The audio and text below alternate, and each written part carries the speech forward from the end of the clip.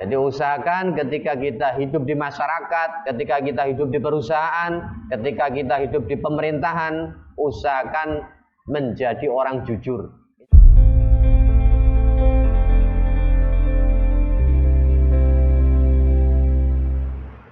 Assalamualaikum warahmatullahi wabarakatuh. Bismillahirrahmanirrahim. Faslun utawi iki ku pasal fisidqi was shadaqah. Fisidqi ing dalem nerangake temen, was shadaqati lan shadaqah. Qala alaihi salatu wassalam, dawuh sapa Kanjeng Nabi alaihi salatu wassalam, ya Ali Ali ustuk temeno sira wa ing baraka lan senajan melarati ya temen ka ing sira fil ajili ing dalem donya. Fa innahu mongko setuhne temen yang fauka iku manfaati apa temen ka ing sira fil ajili ing dalem akhirat. Wala takzib lan aja goroh sira. Wa inna fa'aka lan senajan manfaati apa goroh ka ing sira fil ajili ing dalem saiki, yaiku ing dalem donya. Fa innahu mongko setuhune goroh yadurruka iku maldharati apa goroh ka ing sira fil ajili ing dalem akhirat. Jadi ini bab menerangkan tentang jujur, tentang kejujuran, was shadaqati dan sedekah. Jadi Rasul sallallahu alaihi wasallam bersabda, ustuk wa inna dharraka fil ajil. Jujurlah kalian walaupun kejujuran itu tidak menyenangkan ketika kamu hidup di dunia ini. Fa innahu lang yanfa'uka fil ajil. Akan tetapi kejujuran itu akan memberi manfaat kepada kalian fil ajili kelak di akhiratnya Allah Subhanahu wa taala. Wala takzib, dan jangan sekali-kali berbohong. Wa inna fa'aka fil ajil, walaupun kebohongan itu memberi manfaat kepada kita ketika kita hidup di dunia.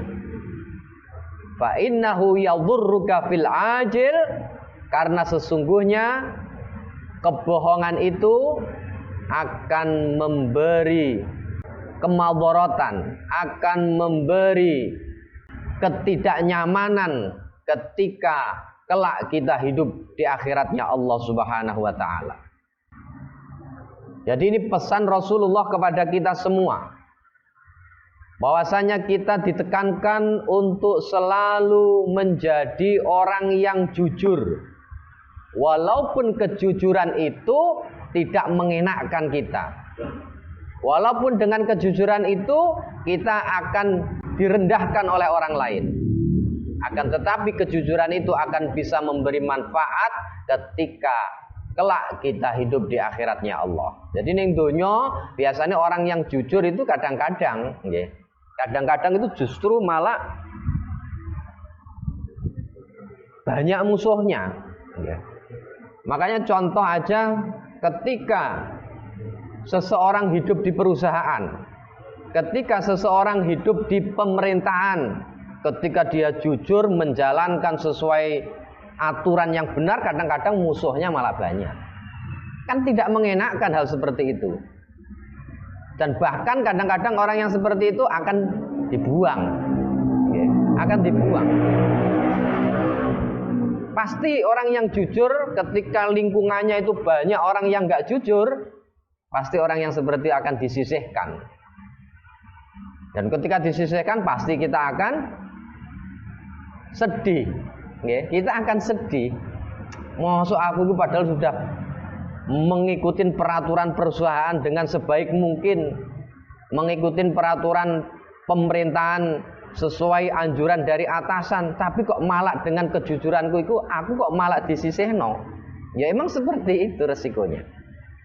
Akan tetapi walaupun kita ketika di dunia disisihkan, menjadikan sedih hati kita, kelak di akhiratnya Allah akan bahagia. Ketika kita hidup di akhirat akan bahagia dengan hasil kejujuran kita hidup di dunia. Kata Rasulullah, wala takzib wa inna fa'aka fil ajil fa innahu yadhurruka fil ajil. Kata Rasulullah, jangan sekali-kali engkau berbohong.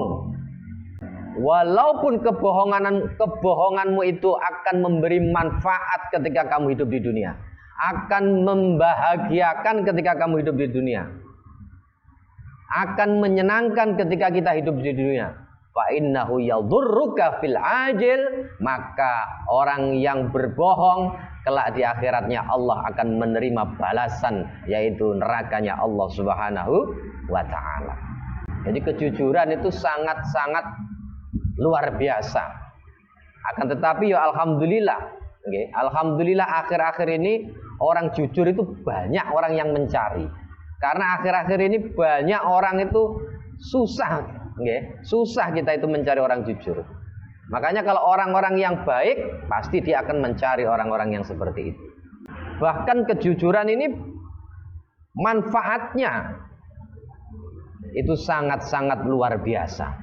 Jadi usahakan ketika kita hidup di masyarakat, ketika kita hidup di perusahaan, ketika kita hidup di pemerintahan, usahakan menjadi orang jujur. Insya Allah kita akan selamat dunia akhirat.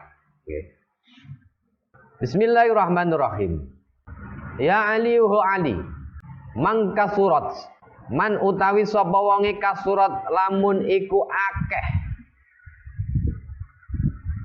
Apa zunubuhu pira-pira dosane man, zahaba mongko ilang, bahauhu apa baguse man.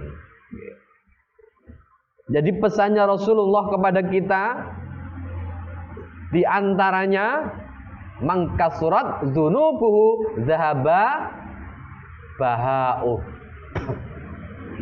Jadi kata Rasulullah, barang siapa yang banyak dosanya kepada Allah, barang siapa yang banyak dosanya kepada Allah, zahaba bahauh, maka hilang kebaikannya, maka hilang kebagusannya. Maksudnya hilang kebagusannya di sini bagaimana? Ketika orang yang dekat dengan Allah, itu pasti Allah akan beri kemuliaan. Orang yang selalu taat kepada Allah, orang yang selalu rajin menjalankan ibadah kepada Allah, Allah akan beri kemuliaan. Di antara kemuliaan daripada orang yang taat kepada Allah apa? Di antaranya yaitu wibawa. Jadi orang yang semakin dekat dengan Allah pasti akan keluar wibawanya. Jadi wibawa itu walaupun wonge orang ganteng, barang itu disawang itu nyeneng no. Walaupun orangnya itu biasa-biasa aja, ketika menyampaikan sesuatu itu masuk ke dalam hatinya orang. Akan tetapi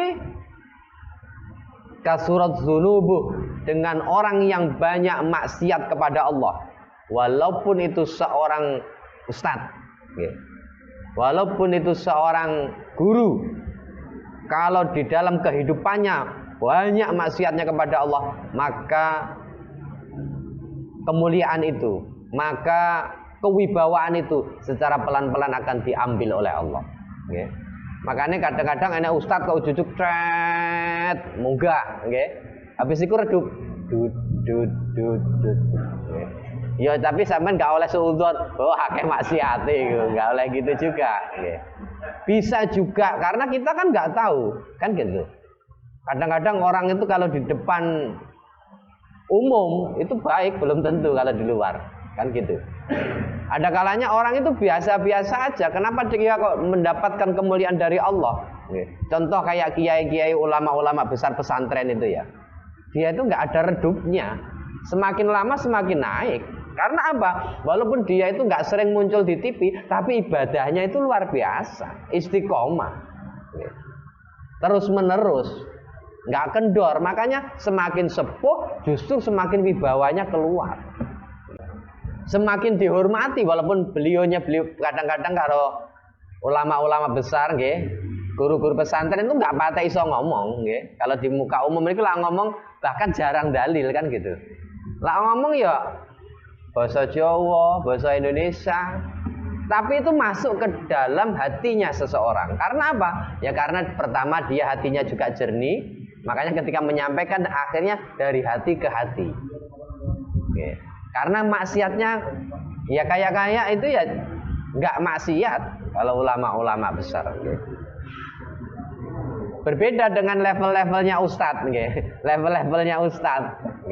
Ustadz itu coba terkenal, tapi kan kita nggak tahu di belakangnya itu, kan gitu. Makanya ya itu tadi akhirnya apa? Akhirnya itu tadi kadang-kadang nyelot suwe, nyelot redup, bahkan dia itu walaupun pointer ngomong, kadang-kadang nggak masuk ke hatinya orang. Nah, karena apa? Karena kasrat zunubuh. Karena banyaknya dosa kepada Allah itu bisa mengurangi aura seseorang. Walaupun orang biasa, lain ustadz, lain guru, tapi kalau dia dekat dengan Allah, setiap mendapatkan ilmu itu langsung diamalno, titik langsung diamalno, maka Allah akan kasih cahaya ke mukanya itu, maka Allah akan kasih kemuliaan kepada orang itu. Makanya usahakan ketika kita mendapatkan ilmu itu walaupun sedikit ndang dilakoni. Nggak sampean sak dino iki pelajaran dino iki kok nggak dilakoni, ketumpuan pelajaran minggu ngarep lali mestian. Mesti lali. Makanya ngaji itu sebetulnya ora oleh suwe-suwe. Ngaji itu sak bab utawa sak hadis, tapi ndang dilakoni. Insyaallah malah dadi ngoten niku, nggih. Masyaallah malah dadi.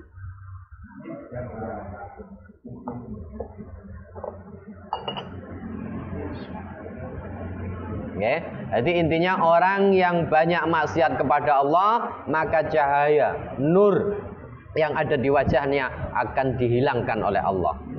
Kemuliaan itu akan dihilangkan oleh Allah dengan maksiatnya itu. Faslun fit taubah wallahu a'lam bissawab. Al-Fatihah. Ayo santri, ayo santri, ayo santri, ayo ngaji dan patuh pada kiai.